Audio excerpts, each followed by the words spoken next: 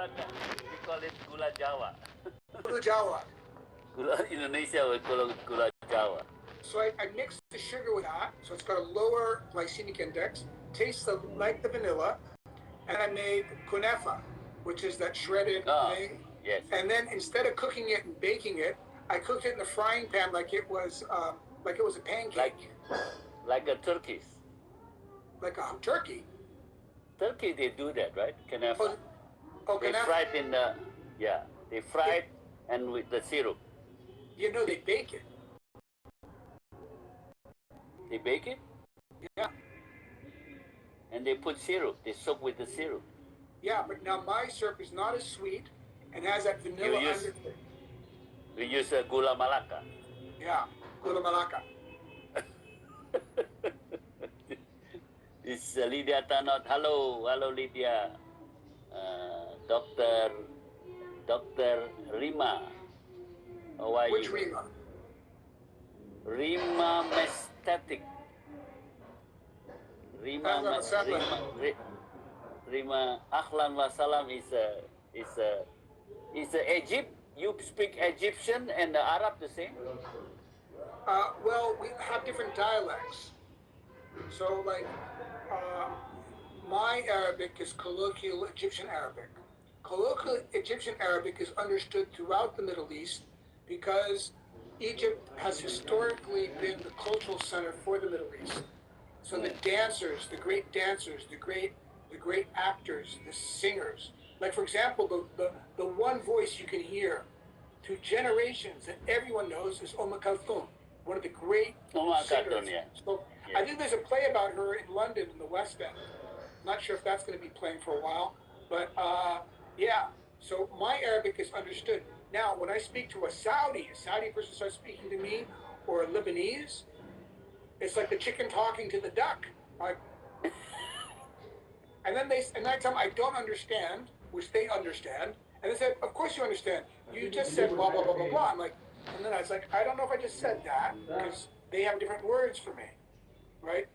So it's a different, like in Egypt we say laban, in Lebanon they say halib.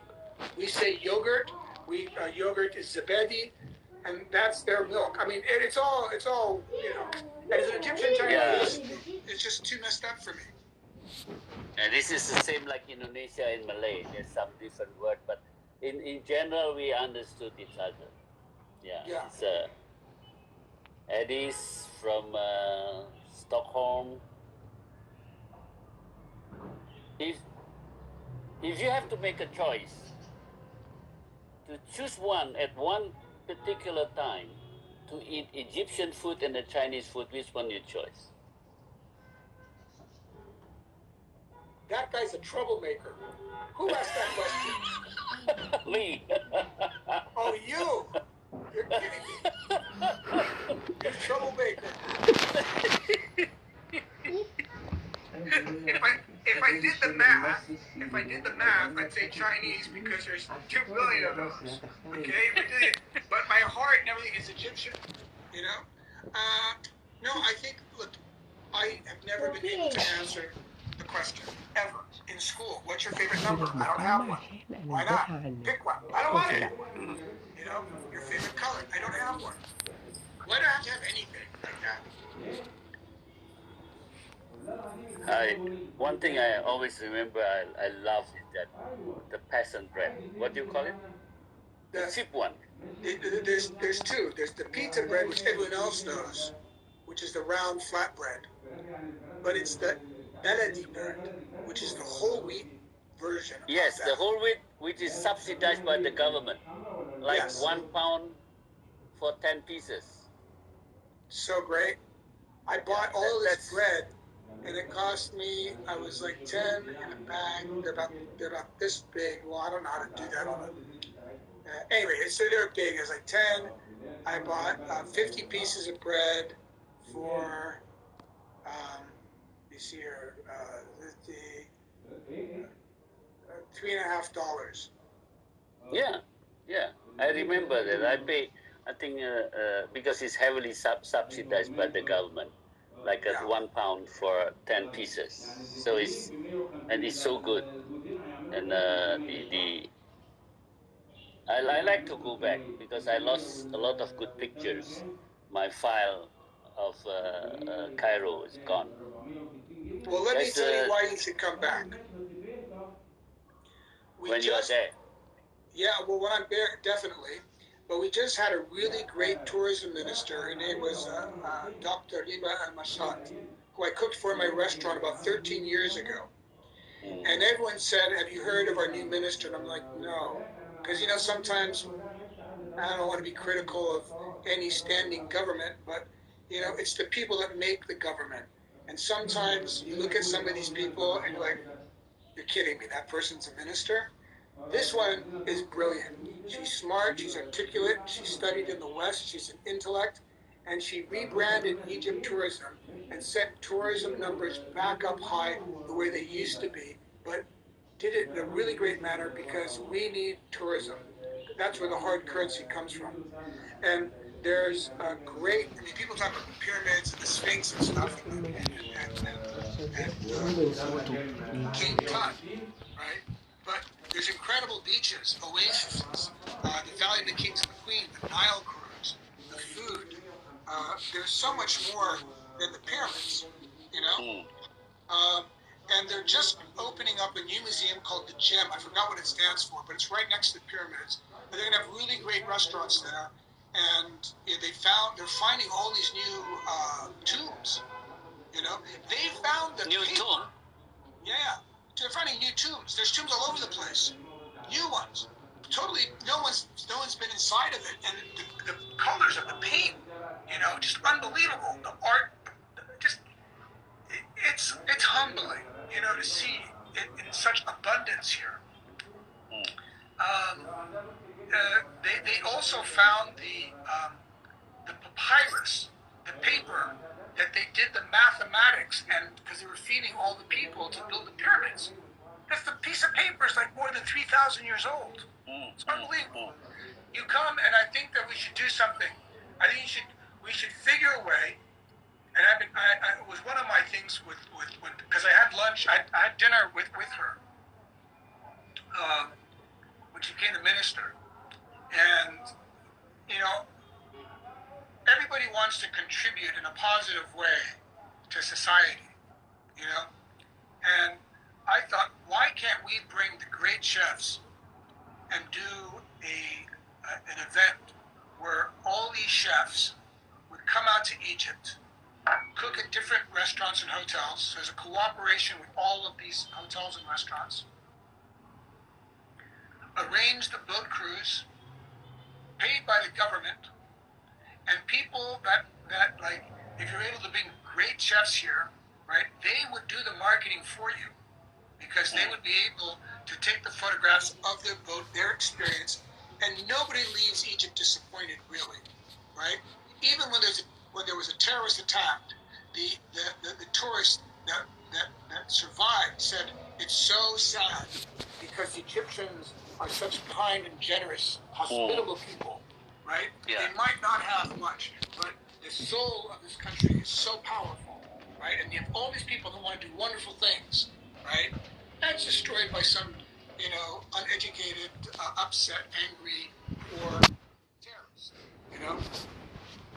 So that's basically what we. So few years ago, I cooked for the event of 12 countries. So I brought some of spices from Indonesia, and I cook a specific northern Sumatra fish soup, and I went to the market to look for the fish from the Nile River, because in the Sumatra they eat the river fish. So I went to look, and everybody loved. But I brought all ingredients from Indonesia, which is unfamiliar to Egyptian. They love the rendang also. They make a lamb rendang. Everybody loves a rendang. Yeah. There's nobody that will taste the rendang and say, I don't like it. There's nothing not to like about it. Unless you're a vegetarian, you say, I don't eat meat. But other than that, even as a vegetarian, I sit there and say, the tenderness, the marriage of those flavors and textures together. That's wonderful. It's so unique. And this is a question from Debbie Lexona. Bobby, would you rather eat durian Vous, vous bouillon, the stinky cheese, cream cheese from the UK, or sheep brain jelly from Iceland?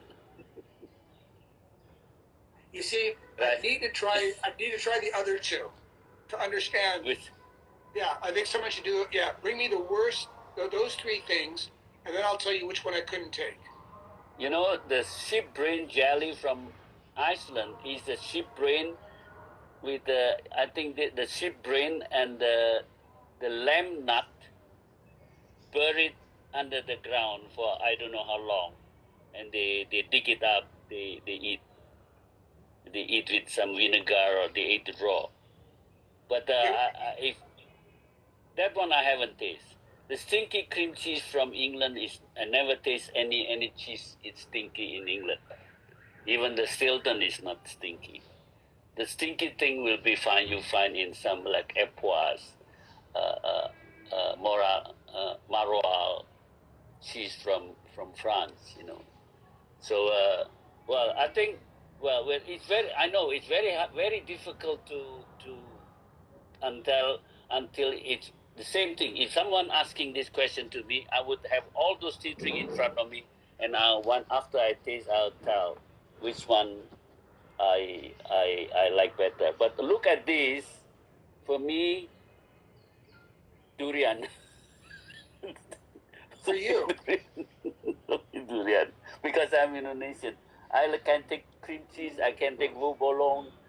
I don't know about the sheep brain, but even the sheep even brain the sheep brain is salted first, right? It's salted and then it's fermented, or it's confit? No, I think they buried it raw under the ice. You know, the ice and the subsoil. They let it ferment because it could be they want to eat this for the prebiotic reason. It's the same like in Iceland, they buried the bird under the ground, or the walrus under the ground. Wait a second. In Eskimo. They weren't. Hey, look, that's an old dish. They weren't doing it for probiotics. They were doing it because they were hungry. No. Well, like, why would you eat that? Because I'm hungry, and we're not going to get any food here. So what we'll do is we'll bury it over there. We'll mark the territory, okay, and then we'll come back later, just in case, like squirrels and nuts, okay. Yeah, this is someone writing in Arabic. I don't know. Yeah, I don't know either. You can read this. I can't read Arabic. Write in English, please, because William and I can't read Arabic. I feel really bad because people write to me in Arabic, and then I ask people to translate it. Please, no one can translate it for me. But so you I don't speak respond Arab, to but you people don't that I write. respond to. You speak, but you don't write. Yeah. I learned through osmosis. I came here at the age of 6, and my grandparents were my kind of guardians that took care of me. I lived with them. And so the first night they said, okay, good night. I said, good night. And she says, Tis Balakir. I'm like, whoa, slow down here 1 second. Tis who? She says, Tis Balakir. Tis Balakir means good night. I said, Tis Balakir. She says, Winta min ahli khair. I'm like, whoa. Winta min ahli. And then that's how I learned it. And then so someone says something. I said, what did they just say? And then I learned the word. And then there's this vocabulary inside my head that's never been read, it's just there. And no one taught me Arabic. I just learned through osmosis. I never really had a tutor. And someone is Wilson Valentino. How to face up the error things in the kitchen? How to fix errors in the kitchen? How to face up the error things in the kitchen. How to deal with errors things. It could be your stuff is make mistake, you got some rotten ingredient and experience. I think so. I would say the same. Experience. Yeah. Yeah, it's hard because each one is different. Like if you burn something, if you burn a bone, throw the chip part away or scrape it off because you can't fix it. If you try to continue, you wasting time, just going to take part. Yeah. Certain things you have to accept when you made a mistake, cut your losses short, and start over again. And that's kind of like knowledge. And there's too many things and moving parts in the kitchen to explain that one thing, because there's never one thing, ever really. There's too many things. Too many things. Too many things. I agree. So it's that bilaksana is smiling. How do you control parts of the brain to overacting? Oh, I can tell you. Breathing. So you can manipulate your brain waves. You can do it through like alcohol and drugs, but you can do it naturally by breathing. Yoga is a very good example. The reason why yoga works really well is because you're focusing on what you're supposed to focus on. So as I breathe in, feel the stretch in the back of the leg, and you're focusing, and then all of a sudden your brain is going to the back of the legs, and you breathe in slowly, and meditation can manipulate your brain waves, slow you down. I did neurofeedback not because I felt there's something wrong with my brain. A friend of mine, his name is Howard Wellmsley. You can look him up. He's on LinkedIn. He's got a company called Equilibrium, and he teaches the children of ridiculously wealthy, powerful people. And they're of all ages. And I met these kids. One of them was the son of the former king of Malaysia, president of Kazakhstan, the drummer for Queen. All these kids of different ages, some of his students at least. And they were all asking good questions. They all actively listened. And I was very impressed by them. And I had a niece. My niece, one day she wants to be a singer, one day she wants to be a dancer. I'm like, you see a flower, but you don't see it. When you know what you love, you do it in your free time, you do it. No one will pay you for it, but you'll do it because it makes you feel happy, right? You're feeling satisfied. And so I said, could you help my niece? Because, she's little, she doesn't have focus. She doesn't know what she wants. And so he says, I'd help her, but it's expensive. So I said, okay, well, is it too late for me? He says, no, I'll help you for free. So the first thing you do is they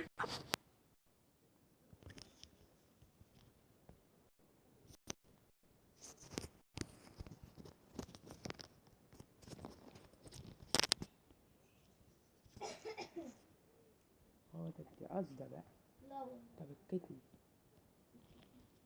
طب اسكتي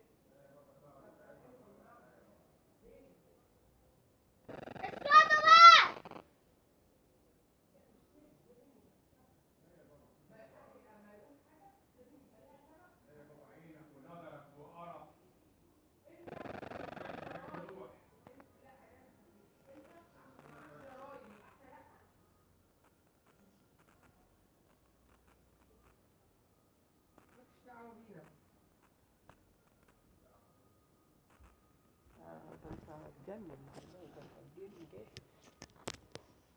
جهل وحش. الجهل وحش، ها؟ الجهل وحش، ها؟ اسكتي بنت.